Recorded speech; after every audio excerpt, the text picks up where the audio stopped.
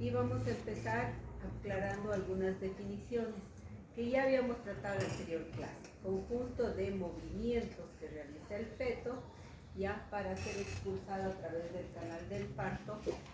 Va a hacer cambios de movimiento, de actitud, acomodación y todo eso condicionado por contracciones uterinas, contracciones que van a desencadenar modificaciones a nivel del cuello del útero y por ende también la dilatación y el descenso de la presentación.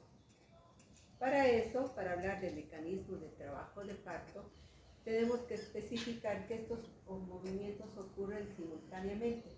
Son movimientos que se van a dar en conjunto acompañada de las contracciones. Estadísticamente sabemos que el 95% de las presentaciones van a ser cefálicas. De esas va a haber una variedad en especial que es la occipito ilíaca izquierda anterior o la occipito ilíaca anterior, que va a condicionar que este feto evolucione a lo que llamamos trabajo de parto eutóxico o de vértice. Las otras variedades de posición también van a ser consideradas o van a estimular el desarrollo del trabajo de parto. Pero ¿cuál va a ser la dificultad?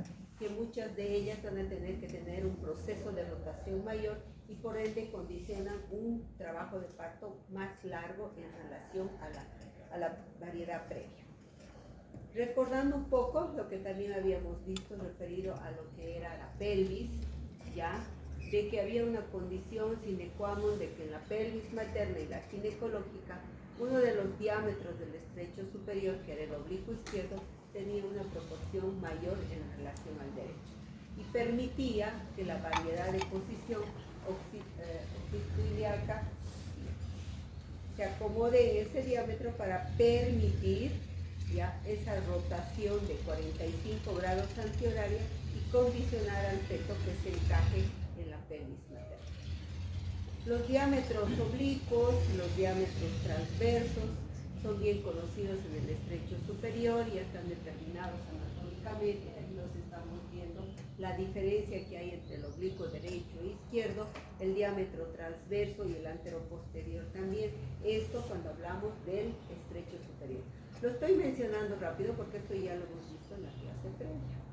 En el estrecho inferior también teníamos dos diámetros, el anteroposterior de 9 centímetros que iba del coxis al borde inferior de la cinctis del pubis y el diámetro biciático que también era coincidente con el tercer plano de Hodge y el grado y condicionando la ubicación de lo que era la rodilla del canal del parto. Y acá habíamos hecho también referencia a los planos principales de descenso de la presentación, que eran los planos de Hodge. A ver, para recordar un poco, ¿quién se acuerda de dónde a dónde iban los planos de Hodge?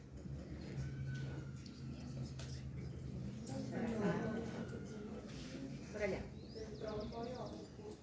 ¿Qué plano es ese? Primer plano. ¿El segundo?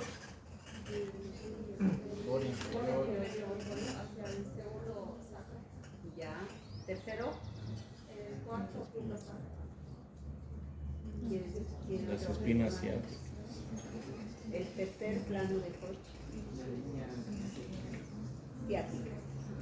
¿Y el cuarto? El cuarto, el tangencial al coxis. Y en realidad el cuarto plano era un plano que hacía referencia ya al proceso mismo expulsivo de la cabeza y este diámetro que están viendo ustedes va a sufrir una modificación por el movimiento de retropulsión que hace el coxis en el momento de la salida de la cabeza fetal. La cabeza fetal tiene diámetros que tenemos que conocerlos, pero el principal que utilizamos es el suboccipito bregmático. Muchas veces el feto puede acomodarse o orientarse en el estrecho superior en un diámetro occipito frontal, que es mucho más grande, 12 centímetros, y reducir ese diámetro por el efecto mecánico de la flexión al suboccipito bregmático de 9.5 centímetros. Ahí va a ocurrir realmente el proceso de un trabajo de parto eutóxico. Porque fíjense ustedes, la cabecita puede estar acomodada al estrecho superior y decir, está en presentación cefálica, este bebé va a ir a un parto. Pero si no hay la condición necesaria de ese proceso de flexión que se da por un mecanismo de palancas, que lo vamos a ver, para reducir ese diámetro, pues no todas las presentaciones cefálicas van a terminar en parto. Todo lo contrario, pueden ser presentaciones cefálicas, pero condicionar un trabajo de parto distóxico. No sé si podríamos cerrar la cosita, por favor. ¿Ya? ¿Por qué? Porque las presentaciones donde no hay flexión de la cabeza, que era acomodar el mentón, relación del esternón, pues no va a reducir ese diámetro y todo lo contrario va a ser un proceso de deflexión. Igual está de cabeza y está acomodado el estrecho superior, pero si ha deflexionado, no hay el progreso o el descenso de la presentación en el trabajo de parto. Y por ende hay dos principales deflexiones que se van a dar, la de brecma, la de frente y la de cara, porque esas van a condicionar que los diámetros sean mayores y no van a poder descender para hacer los movimientos correspondientes al mecanismo de trabajo de parto. ¿Qué va a ocurrir con el trabajo de parto? Pues no desciende la presentación, se queda estancada y no hay parto. Entonces, más o menos así se va a ver la cabeza en el proceso de descenso de la presentación. La de vértice con la flexión correspondiente, la de frente y la de cara, que son las consideradas de deflexión o consideradas partos distóxicos. El mecanismo de trabajo de parto tiene la única finalidad de que ese feto atraviese el canal del parto. Tiene que atravesar para hacer movimientos simultáneos con tres momentos importantes y claves en el proceso: el encajamiento, el descenso y el desprendimiento. Ustedes aprendan eso. Y cada uno de los momentos se subdivide a su vez para poder entender este mecanismo. Este feto tiene que atravesar un canal de parto que tiene una curvatura, ¿ya? Y esta curvatura va a hacer que tenga un diámetro de amplitud en ángulos que es alrededor de los 110 grados. Entonces, no es un tubo recto, por eso es que el movimiento es simultáneo y continuo. En el encajamiento, el diámetro biparietal es el que va a atravesar el estrecho superior de la pelvis, que va a ser el primer plano de Koch, que ya lo hemos comentado cuál es. El descenso va a ir progresivamente en relación a las contracciones y el desprendimiento obviamente va a ser el proceso ya de salida. Cada uno de estos momentos va a tener a través subdivisiones que habíamos dicho. En el encajamiento vamos a hablar de la orientación de la cabeza en el estrecho superior, el proceso de flexión por un mecanismo de palancas y un movimiento de asinclitismo o embadajo de campana que hace la cabeza. En el descenso, propiamente dicho, el mismo descenso de un plano, del primero al segundo o tercer plano, que se va a dar por el movimiento de asinclitismo, ¿ya? Luego la rotación interna que se va a dar a nivel del tercer plano de Koch y el desprendimiento, falta todavía, no saquen y el proceso del desprendimiento, donde va a ocurrir la deflexión, la restitución y la rotación externa. Entonces, como ven ustedes, de los tres pilares, cada uno tiene subdivisiones que ustedes van a ir que se va a describir y van a entender correlativamente. Entonces, habíamos hablado de un primer momento que era el encajamiento, donde va a ocurrir la orientación de esa cabeza del producto que se acomoda ¿en qué diámetro? Diámetro. Occipital que quiere tener la variedad de posición.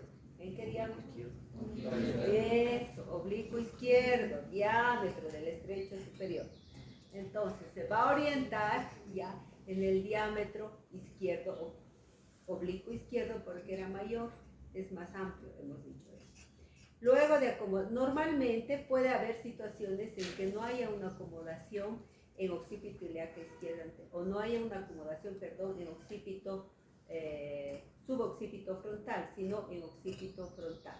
Entonces, ¿qué es lo que hace el producto? Va buscando primeramente la posición de espacios.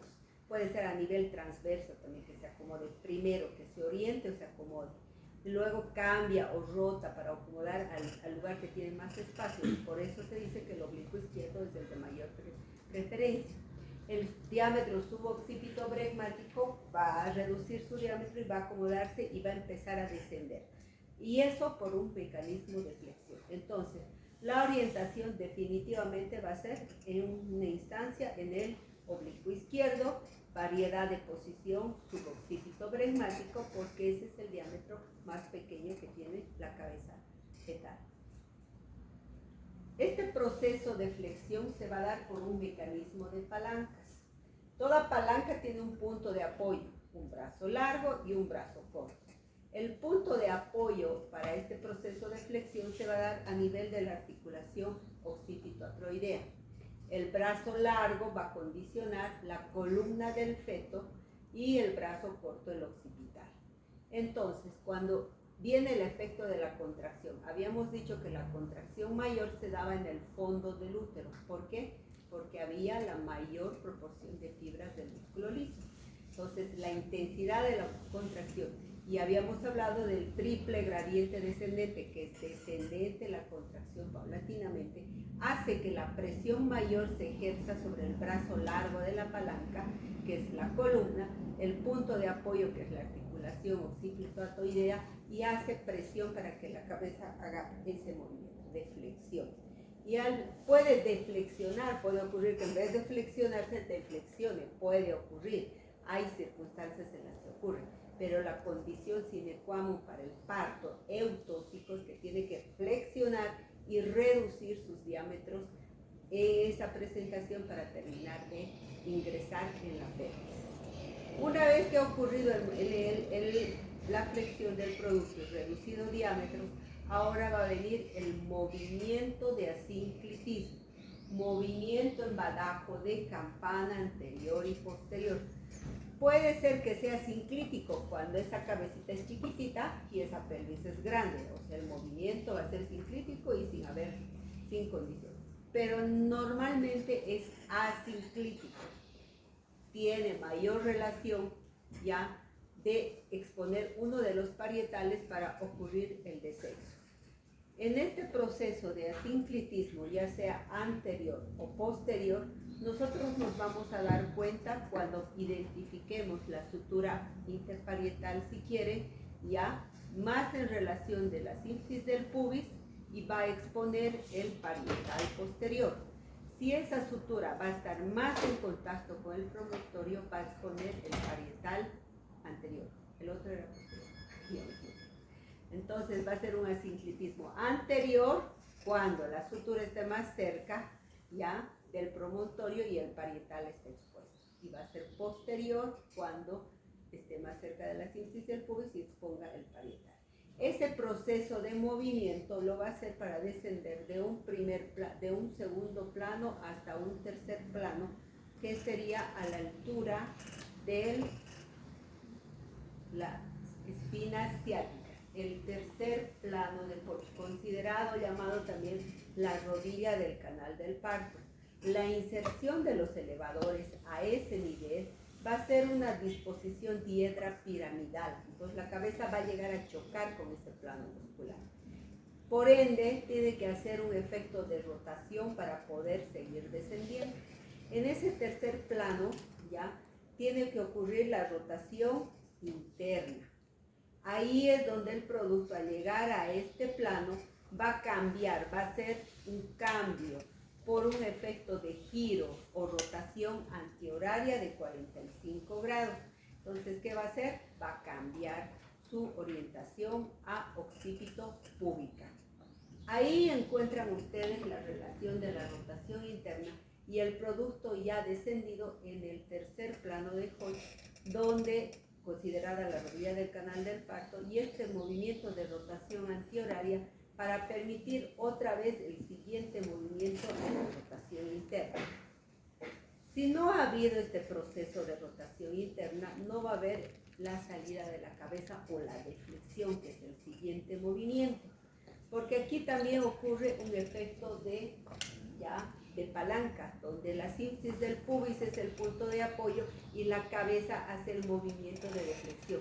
En otros libros este movimiento está descrito como cornada, como deflexión, está descrito también y está favorecido por la contracción uterina intensa, de tal forma que la cabeza fetal termine de salir o esté expuesta a nivel de la vulva.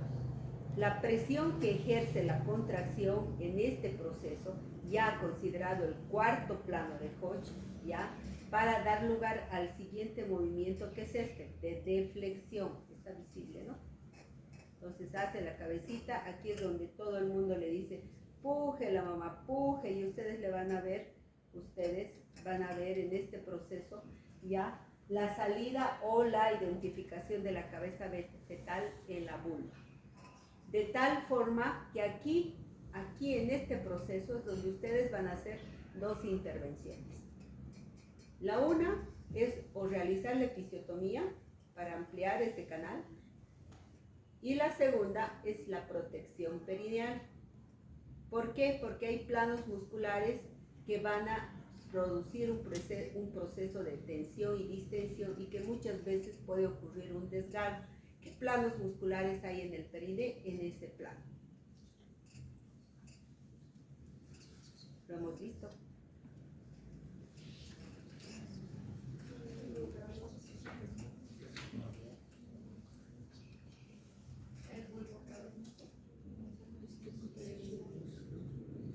¿Cuál más? Bulbo cavernoso, transverso superficial y profundo, que forman el núcleo perineal, y esa es la condición importante por la que hay que hacer la protección perineal a través de una maniobra que se llama la maniobra de Ritchie. Ya, esa maniobra donde se ubica la mano en forma de C con una compresa, y permite que la salida de la cabeza sea lenta ya, y no abrupta, para provocar un desgarro. ¿Por qué? Porque si hay desgarro de planos del transverso perineal, superficial profundo, e incluso desgarro del esfínter anal. Por eso es la condición importante que se hace una episiotomía o se hace esta protección perineal. Una vez que esta protección perineal se realiza con la mano del examinador más diestra, con el apoyo de la compresa o de un apósito, y la salida de la cabeza. En el momento que sale la cabeza, hace el siguiente movimiento, que se llama la restitución, ¿ya? Hace entonces el movimiento de deflexión. Hemos dicho, este movimiento también es otra palanca, donde tiene un punto de apoyo, que es la síntesis del pubis, y el movimiento del occipital del producto. Una vez que está coronando y sale, paulatinamente va a ir saliendo la raíz de la nariz y el mentón. Ahí es donde terminamos de hacer la protección. Una vez que ha salido la cabeza, es el movimiento de restitución. Este movimiento de restitución o giro de la cabeza tiene la condición para acomodar los diámetros diacromiales o los hombros en el diámetro oblicuo contralateral al de la cabeza.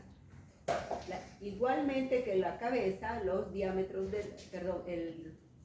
el diámetro de los hombros van a sufrir un proceso de rotación, pero obviamente es una rotación que es más flexible, porque hay articulaciones que pueden apelotonar al producto y pueden reducir mucho más fácilmente. Igualmente va a ser un giro de 45 grados, pero va a ser un giro horario en relación a la cabeza. El movimiento de la restitución ya es en el momento de salida de la cabeza, y la cabecita cambia en orientación a la que ingresó nuevamente, y los hombros se acomodan en el oblicuo contralateral y hacen una rotación de 45 grados también, pero horaria. ¿Ya? La finalidad de los hombros es que estos se acomoden en antero-posterior, para poder realizar nosotros la rotación externa y el desprendimiento de esto. Muchas veces no ocurre este proceso de rotación de los hombros y la posición de antero-posterior. Entonces, muchas veces el que está teniendo el parto es el que tiene que girar los hombros para poder desprenderlos. Entonces, una vez que se está acomodando los hombros, igual sufre un proceso de 3 momentos de descenso, menos compuestos en relación a la cabeza fetal, por lo que les dije, tiene articulaciones acromioclaviculares que apelotonan y reducen los diámetros y se puede acomodar mejor. muchas veces los productos son muy gorditos, muy grandes, productos muy macrosómicos y pueden quedar atascados los hombros en transversa y muchas veces estamos queriendo jalar la cabeza como si fuera una tortuga, entra, sale, entra y no podemos sacarla. Entonces hay que tener el cuidado de verificar que esos hombros estén en antero-posterior en ese proceso de movimiento. Una vez que han encajado y el diámetro vía acromial ha pasado al primer plano de Hoshi, ya se consideran encajados a los hombros y acomodados ya en el plano antero-posterior. Este descenso que se va a dar ya va a permitir que el que está atendiendo el parto ya o haga la rotación de estos hombros o el producto por el tamaño que tiene rote solo. Ya les he dicho, 45 grados horarios. No vence mayor presión, no le significa mayor dificultad y la condición es que estén en antero-posterior para luego ser ya desprendidos. Estos diámetros se van reduciendo y va girando sus 45 grados como les dije. El momento del desprendimiento es el momento en que ustedes ya han realizado ya o la episiotomía y han terminado de realizar la protección perineal. Entonces hacen un descenso de la cabeza para desprender el hombro anterior y el hombro posterior. Este desprendimiento del hombro la hace el examinador. Y aquí es donde muchas veces hablamos ya de la tensión del parto. En este proceso, en este punto de la tensión, a veces la madre hace el pujo tan intenso que no necesita que desprenda, se sale. Y ustedes tienen que tener cuidado de agarrar ese producto del abdomen porque se les puede soltar. No se olviden que está lleno de agua, se pone resbaladizo, está lleno de untos sebáceos.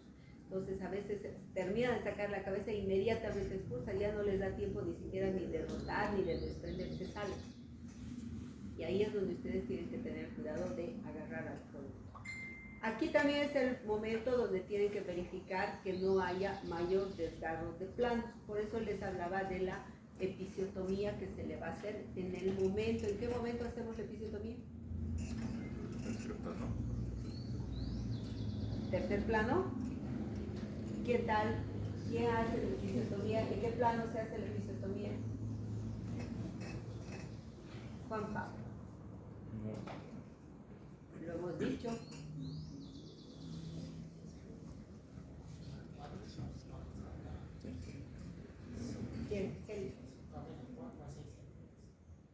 En el cuarto plano, cuando está la cabeza protruyendo por la vulva, les he mostrado y les he dicho, aquí es donde hacemos la episiotomía y hacemos la protección perineal.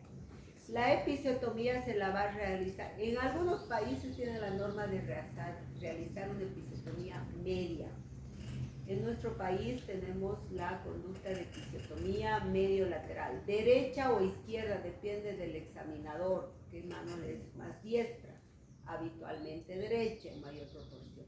La angulación que nosotros efectuamos del corte de la episiotomía está entre los 45 y 60 grados, pero el momento de realizar es esta. Si yo hago la episiotomía en el tercer plano, como me decía su compañero, lo que va a ocurrir es que con la rotación interna y acomodación en el cuarto plano, la episiotomía va a quedar o muy lateral o muy medial, no tiene la orientación correcta. ¿Por qué?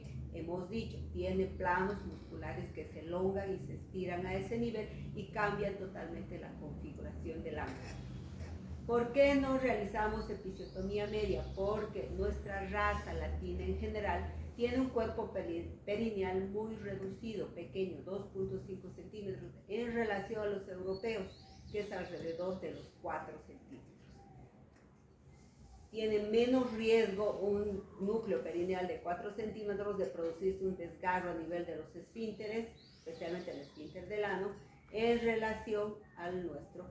Y el diámetro de la episiotomía va a estar en proporción, fíjense, del grado de distensión y de los planos musculares que se han distendido. En el momento en el que el producto está en el cuarto plano y está protruyendo por la vulva y ustedes realizan la episiotomía, van a ver también un efecto del ano, una distensión del ano por la presión que ejerce la cabeza sobre el elevador del ano. Entonces ese esfínter va a quedar abierto casi cerca a unos 2 centímetros. Ahí se van a dar cuenta ustedes de que es el momento que yo tengo que realizar la episiotomía y proteger muy bien el perineum. Entonces, ¿cuántos planos cortamos en la episiotomía? ¿Quién me dice? 7. Los hemos mencionado.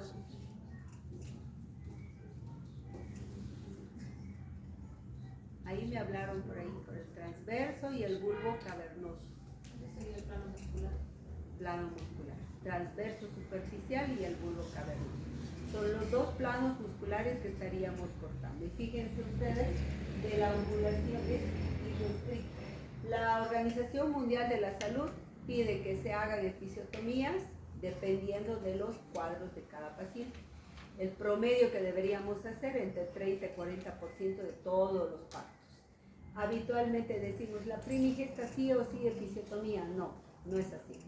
Va a depender, a lo mejor tiene la primigesta un parto de un bebé pequeñito, un bebé que pese 2.300, 2.500 gramos, entonces no va a necesitar, y es así de grande, está más grande que yo, ¿no ves?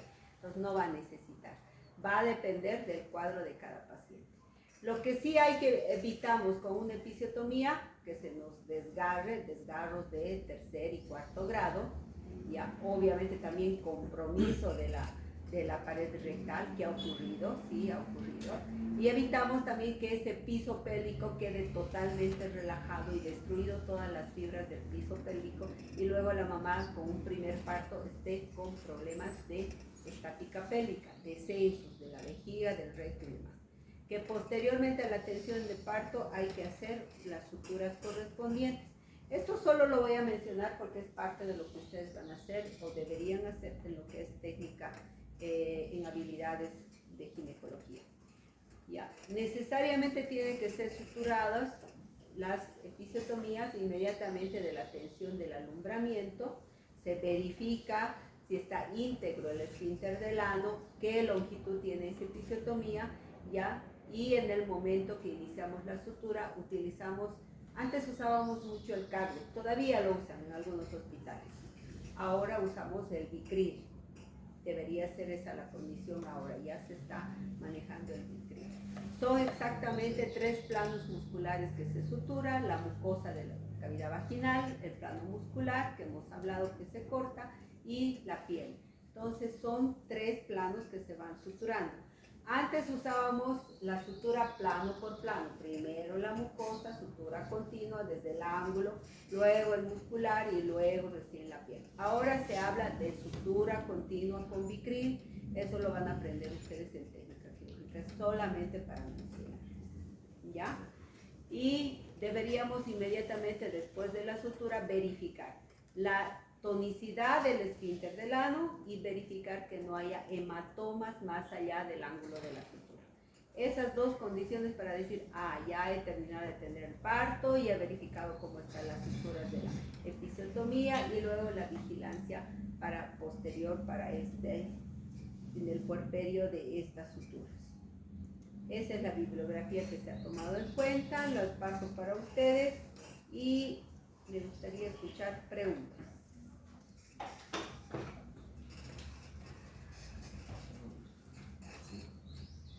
¿Se entendió todo? Preguntas, chicos.